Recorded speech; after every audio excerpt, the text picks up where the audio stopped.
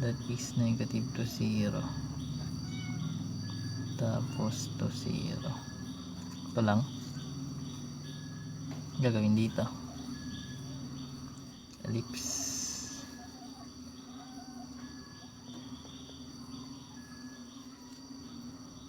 Ano ang gagawin? Oo. Check natin. Tap. Digraph muna natin syempre. So pag in-wrap natin to guys, so yung center natin nasa 0, 0. 0, negative 3.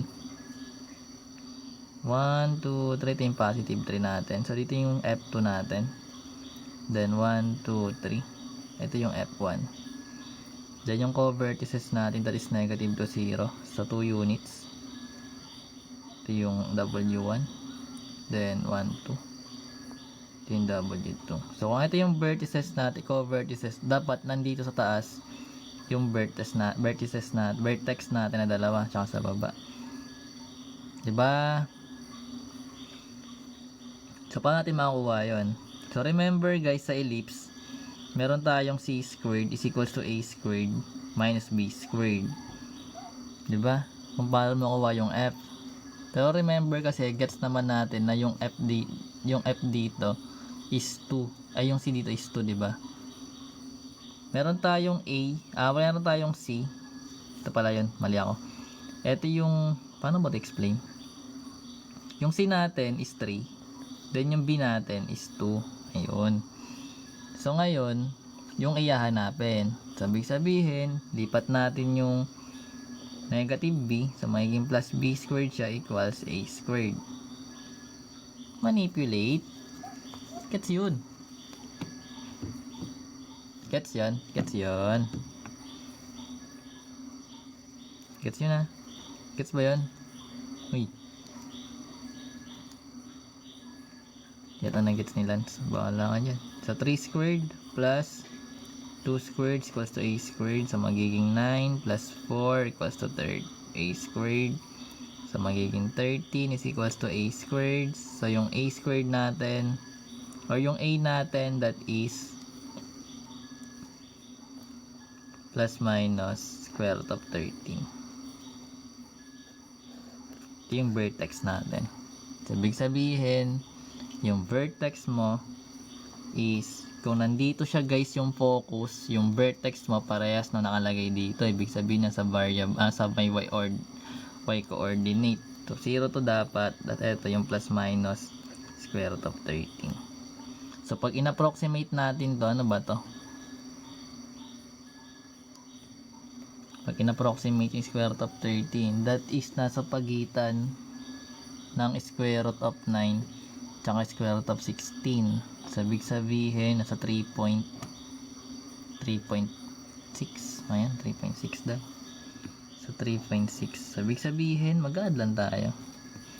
So basta yung focus guys, sa graph natin kasi, yung focus, yung vertex, magka-align yan lagi. Kaya hindi ka dyan mali dito. Kasi alam mo, dito yung focus eh. Ibig sabihin, nandito dapat yung vertex sa taas tsaka sa baba. So, 3.6 yun. So, 1, 2, 3. Ito yung 4. Kung 0.6 siya, dito party yung vertex natin. So, let's say B1. Then, 4, 3.6, B2. So, pwede man i-graph. So, eto, magiging ganon. Magiging ganon. Magiging ganon. Magiging ganon. Okay. Ngayon, kunin natin yung standard form.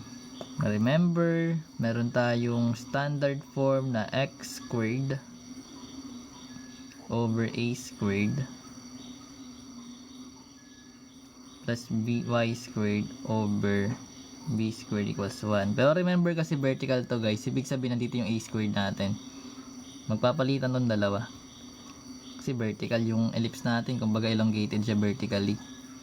So dapat ito yung b, ito yung magiging a. Gets natin yun, di ba Lance? Wait lang. Gets mo? Gets yun. Wait tayo dun eh.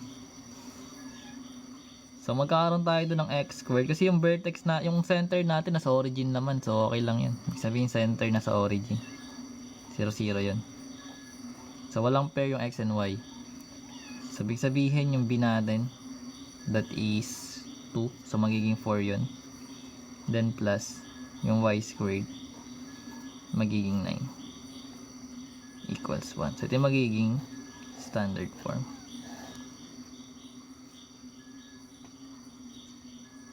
O, sagutin nyo na yung sinasabi ni Ryan, guys. Kaya nyo na yung sagutin. Then, eto naman, kung gagawin mo siyang general, so, ibig sabihin, pa-factor out. Kukunin mo yung LCD. LCM pala. So, multiply mo lang siya both side by 4 and 9. Kung ano yung denominators mo. Both side dapat yun. So, ibig sabihin, makakancel yung 4, matitira yung 9. Multiply mo sa numerator, magiging 9x squared. Plus, cancel mo yung 9, matitira yung 4, multiply mo sa y, magiging 4y squared. Then, equals 36. So, lahat ng numbers dapat nasa left side. So, magkakaroon ka dyan ng 9x squared plus 4y squared minus 36 equals 0. Ito yung magiging general form. May sagot ka na, oh. Andi na yan. X squared minus 9x plus 20. That is dalawang negative 4, negative 5 yan, Ryan. Factors niyan.